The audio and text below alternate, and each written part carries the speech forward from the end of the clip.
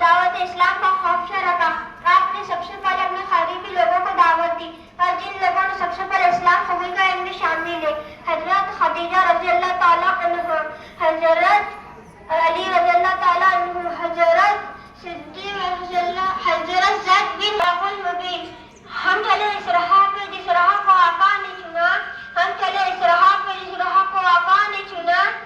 آئے پھر راہ راست پر لانا تھا اور دنیا کی دین اور آخرت کی تعلیم دینا تھا. بھلا ان کے اخلاق و عادت کا کیا فرماتا ہے؟ انک لعلی الخلق العظیم، بے شک تم حسن اخلاق کے اعلیٰ درجے پر ہو. محترم صدر صاحب، اساتذہ اکرام اور میرے ہم مکتب ساتھیوں، السلام علیکم. الحمدللہ نحمدہ ونستعینہ ونستغفرہ ونعوذ باللہ من شرور انفسنا ومن سیئات اعمالنا، من یهده اللہ فلا مضل له ومن یضللہ فلا ہادی له. کفر نے جب روز روشن کو اندھیرا کر دیا، میرے عالم تاب چمکا اور اجالا کر دیا. کشتی انسانیت تھی ڈوبنے ہی کے قریب، کشتی انسانیت تھی ڈوبنے ہی کے قریب، رحمت عالم نے اس کا بیڑا پار کر لیا.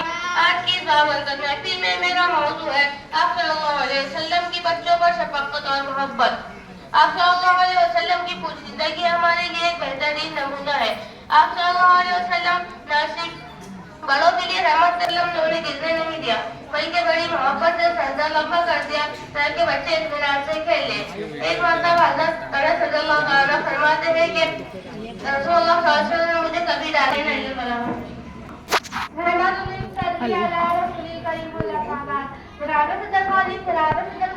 اور میرے ہم مکتب ساتھیوں، آج النبی کے موقع پر نبی کریم صلی اللہ علیہ وسلم کا الفاظ میدان میں آخری خطبہ میں اس موضوع پر نقشائی کرنا چاہوں گی. اپنی تقریر کا آغاز اس شعر سے کرنا چاہتی ہوں: جن کے آنے سے روشن زمانہ ہوا، جن کے آنے سے روشن زمانہ ہوا، اس نبی کی ولادت پہ لاکھوں سلام. نبی کریم صلی اللہ علیہ وسلم کا خطبہ آخری خطبہ جسے حضرت الوداع کے نام سے جانا جاتا ہے.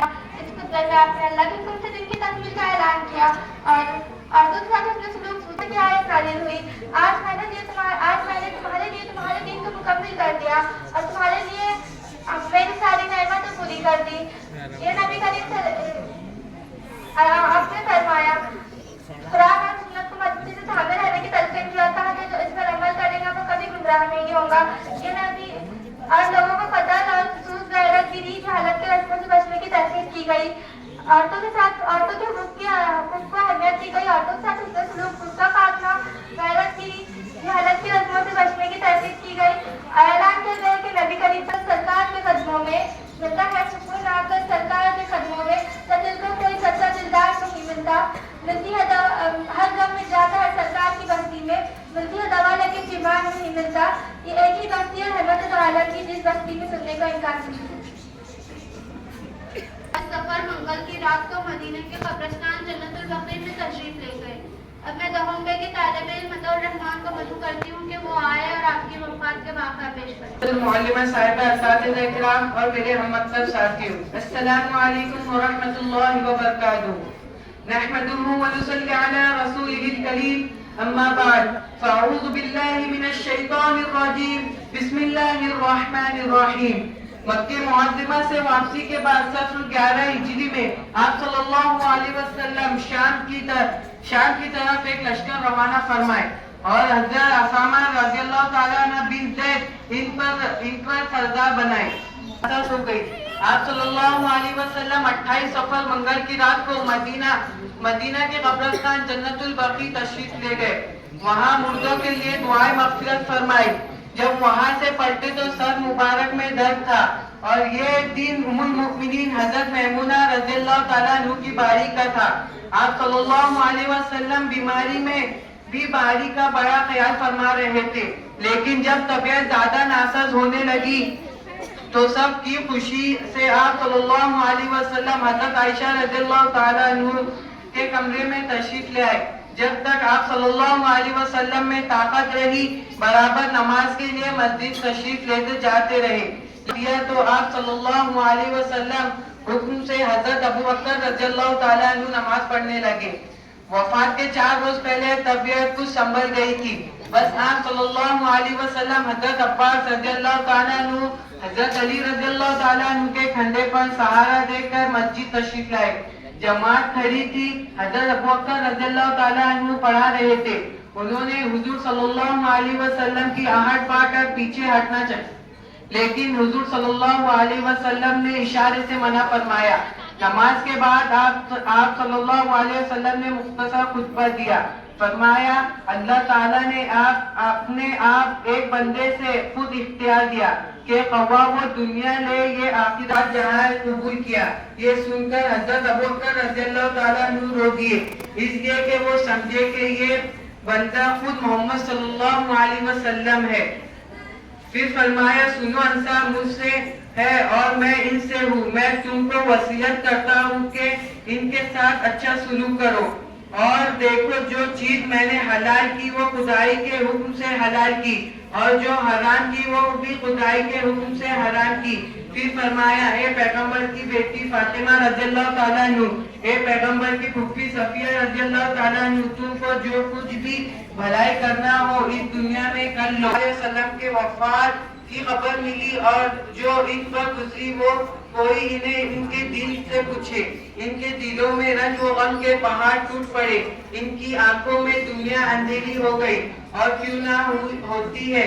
اس صدمے سے بڑھ کر روئے زمین پر کوئی صدمہ جو بھی کم تھا. مسجد نبوی میں احرام پہنچا تھا. مدینہ طیبہ کی گلی کوچوں سے رونے کی آواز آ رہی تھی. ہر شخص بے قابو تھا.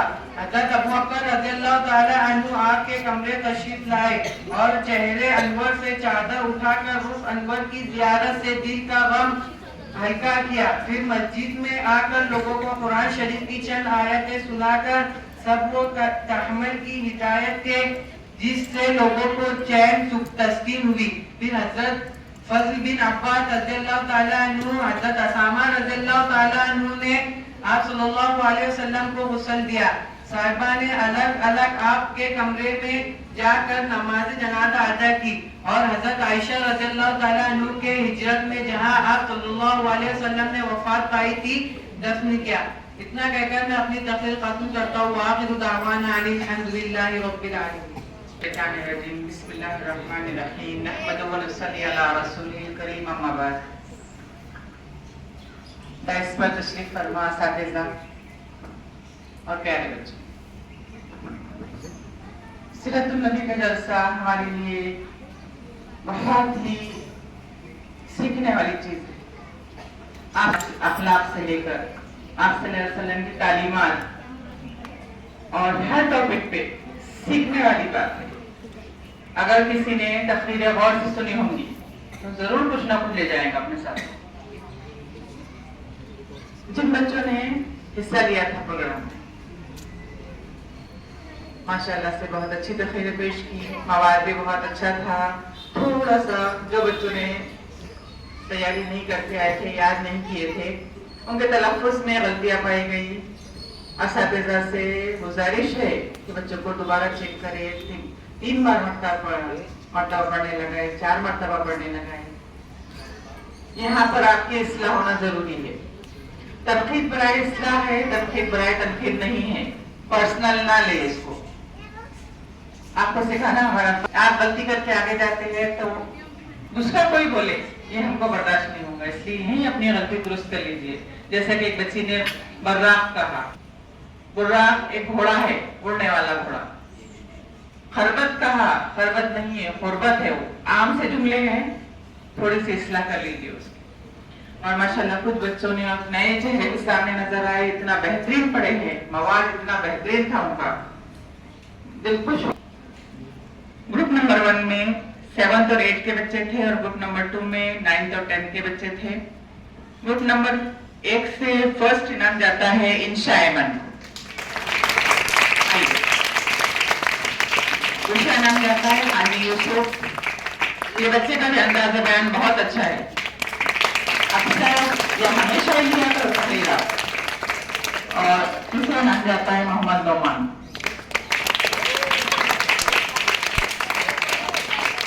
سیکنڈ ہے معاویہ.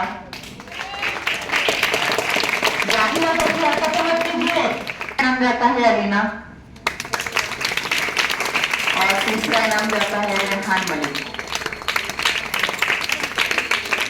مبارکباد دیتی ہوں میں ان بچوں کو اور ان کے اساتذہ کو, ان کے سرپرستوں کو. اللہ تعالیٰ ان کے علم اضافہ کرے. آخرت الحمد للہ.